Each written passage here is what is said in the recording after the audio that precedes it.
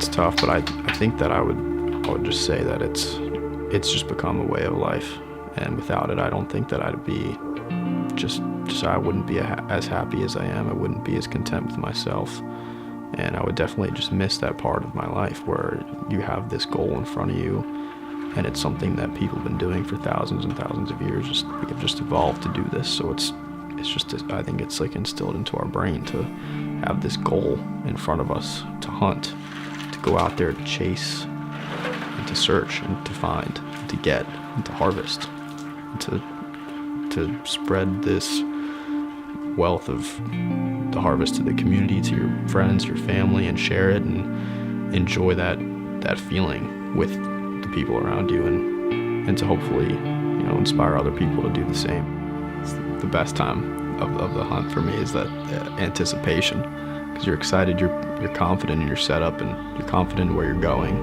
You know where you're going, you know the wind, you know everything that's going to happen, but you just don't know what's going to show up.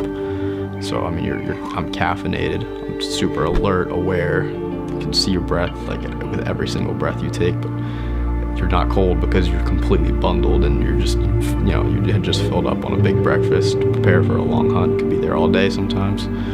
So it's an awesome feeling being out there, just getting into the truck or getting ready to walk to your spot in the morning in the dark. You feel lethal even. You feel just covert. It's an awesome feeling.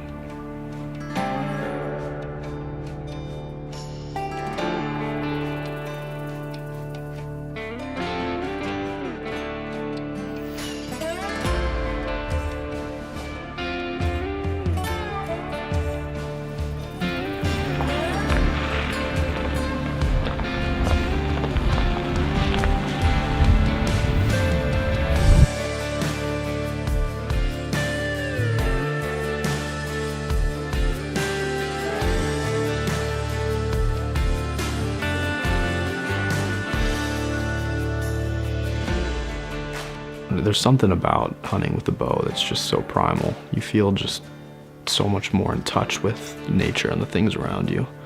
I've shot other deer with shotguns and rifle, but the bow is, you feel like you're a part of nature. You feel like you're a part of the natural swing of things, and it's a much more personal encounter with a deer. When you have a deer in bow range, you can see the deer's face, you can see the deer's eyes, and you have more of appreciation for the deer.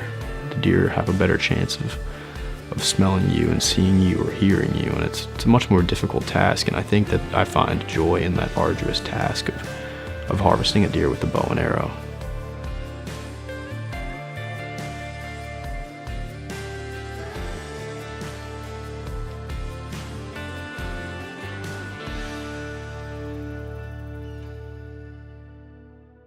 There are so many emotions that go through your head when you let an arrow go at an animal.